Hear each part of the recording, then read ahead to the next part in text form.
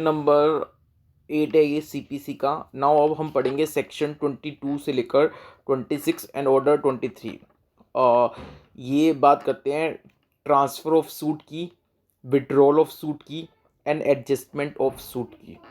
तो transfer, withdrawal and adjustment of suit पढ़ते हैं। सबसे पहले देख लेते हैं सेक्शन 26 थोड़ा सा अलग है। बाकी बेसिकली सेक्शन 22 से लेकर 25 तक मेन प्रोविज़न है transfer, withdrawal, adjustment of suit के एंड ऑर्डर 23। सेक्शन 26 एक जनरल सेक्शन है जो मैं आपको बताता हूँ क्या कहता है। देखो सेक्शन 26 अलग से है, वो पढ़ लेते हैं। सेक्शन 26 कहता है every suit is to be instituted by the presentation of plaint.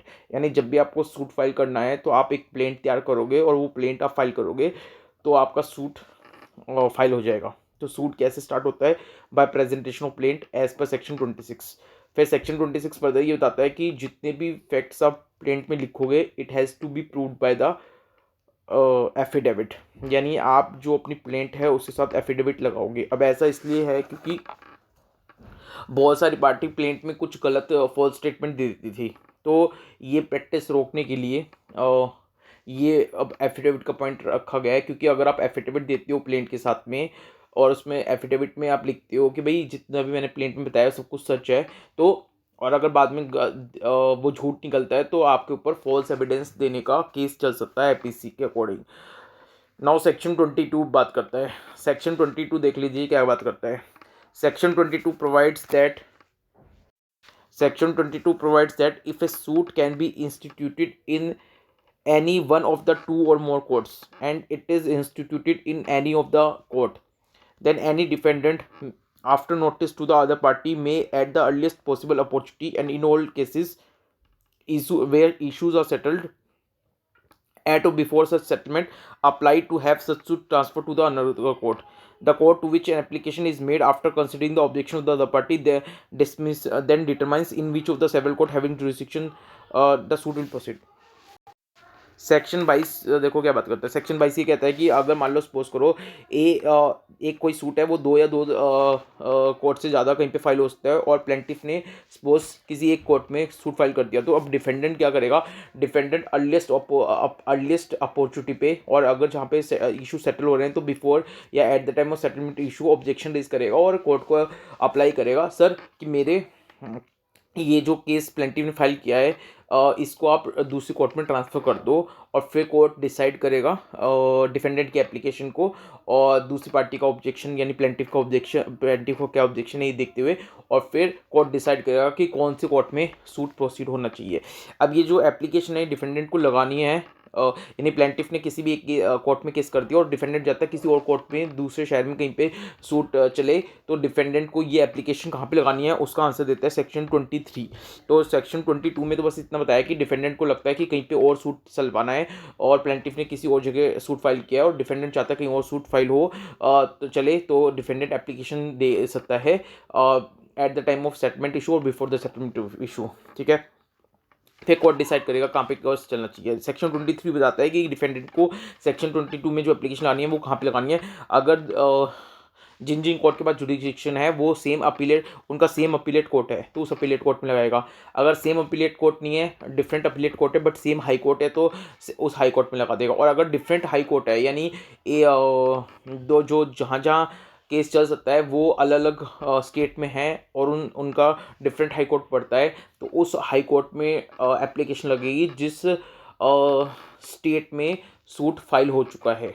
ठीक है, नाउ सेक्शन 24 क्या कहता है? सेक्शन 24 ये कहता है कि जो डिस्ट्रिक्ट कोर्ट है एंड हाई कोर्ट है उनको एक जनरल पावर दी गई है विड्रॉल ऑफ सूट की एंड ट्रांसफ़र ऑफ सूट की, सूट अपील और अदर प्रोसीडिंग की। तो सूट अपील और अदर प्रोसीडिंग की जनरल उनको ट्रांसफ़र करने की, उनको विड्रॉ करने की एक जनरल पावर दी गई है हाई कोर्ट और डिस्ट्रिक्ट कोर्ट को सेक्शन 24 में। अब सेक्शन 24 ये कहता है कि हाई कोर्ट और डिस्ट्रिक्ट कोर्ट के पावर है वो चाहें तो किसी पार्टी की एप्लीकेशन पे और दूसरी पार्टी को नोटिस देके और उसको सुन के या फिर खुद ही अपनी मर्जी से बिना किसी को सुने हाई कोर्ट डिस्ट्रिक्ट कोर्ट क्या कर सकता है, जो अपने पास उनके पास जो केस चल रहा है वो केस वो किसी और अपने सबॉर्डिनेट कोर्ट को जो कॉम्पिटेंट कोर्ट है उसको ट्रांसफ़र कर सकता है, या जो सबॉर्डिनेट कोर्ट है उनके पास कोई केस चल रहा है, वहाँ से विड्रॉ करके उस केस को खुद ट्राई कर सकता है, या किसी और फर्दर दूसरे कोर्ट को, जो कॉम्पिटेंट कोर्ट है उसको ट्रांसफ़र कर सकता है, या फिर जिस कोर्ट से विड्रॉ किया है केस को, सूट को, अपील को या किसी प्रोसीडिंग को, उसको वापस दोबारा से रिट्रांसफ़र कर सकता है उसी कोर्ट के पास में, स्पेशल डायरेक्शन के साथ में। और अब जिस कोर्ट के पास केस ट्रांसफ़र होकर आया है, अब वो चाहे तो दोबारा से रीट्राई कर सकता है सूट को, और जहाँ पे, या फिर जितना ऑलरेडी केस डिसाइड हो चुका है वहाँ, जहाँ जहाँ वहाँ से लेकर वो आगे फर्दर प्रोसीड हो सकता है। लेकिन अगर कुछ स्पेशल डायरेक्शन मिली हैं तो फिर वो फॉलो करनी पड़ेगी। ठीक है, ये सेक्शन 24 बात करता है।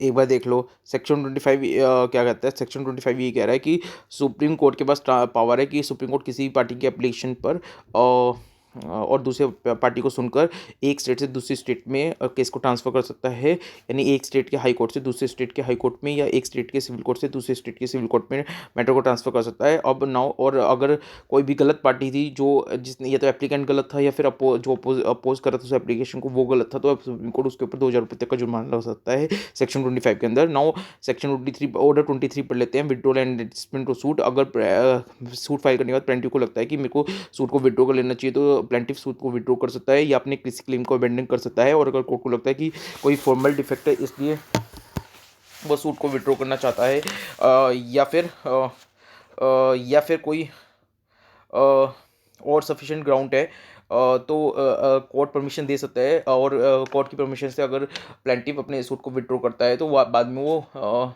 सेम सब्जेक्ट मैटर के ऊपर दोबारा से फ्रेश सूट फाइल कर सकता है डिफेंडेंट के अगेंस्ट। लेकिन जो लिमिटेशन पीरियड है वो कंटिन्यू चलता रहेगा, उसका प्लेंटिफ को ध्यान रखना है। और ऑर्डर 23 में ये भी बताया गया है कि अगर डिफेंडेंट और प्लेंटिफ के बीच में अगर केस चलते चलते कुछ कॉम्प्रोमाइज़ हो जाता है तो कोर्ट उसको रिकॉर्ड कर लेगा और उसके अकॉर्डिंग डिग्री, कॉम्प्रोमाइज़ डिग्री पास कर देगा। और बाद में कोई भी पार्टी उस कॉम्प्रोमाइज़ डिग्री के ऊपर को चैलेंज नहीं कर सकते, कोई सूट फाइल नहीं हो सकता उस कॉम्प्रोमाइज़ डिग्री के अगेंस्ट, इस ग्राउंड पे भी कि वो कॉम्प्रोमाइज़ डिग्री अनलॉफुल थी। ठीक है। और अगर रिप्रेजेंटेटिव सूट चल रहा है तो रिप्रेजेंटेटिव सूट में कोई भी कॉम्प्रोमाइज़ और एग्रीमेंट कोर्ट रिकॉर्ड नहीं करेगा। कोई भी कॉम्प्रोमाइज़ और एग्रीमेंट पार्टीज आपस में नहीं करेंगी without the permission of the court representative suit में। इसमें ध्यान रखना है। और अगर प्लेंटिफ बिना कोर्ट की परमिशन से केस को, सूट को विड्रॉ कर लेता है या अपना कोई क्लेम छोड़ देता है तो बाद में वो दोबारा से सूट फाइल नहीं कर सकता सेम सब्जेक्ट मैटर के रिस्पेक्ट में, या सेम जो क्लेम उसने अबेंडन किया है विदाउट परमिशन कोर्ट, उस क्लेम को दोबारा वो डिफेंडेंट से फर्दर किसी सूट में नहीं मांग सकता है। ये भी ऑर्डर 23 में लिखा है। और ठीक है, तो ऑर्डर 23 बस इतना ही है, ज़्यादा कुछ है नहीं ऑर्डर 23 में। और नेक्स्ट लेक्चर मिलेंगे, और नेक्स्ट लेक्चर सब सेक्शन 27 देखेंगे हम, सम्मन के बारे में, summons. Thank you so much.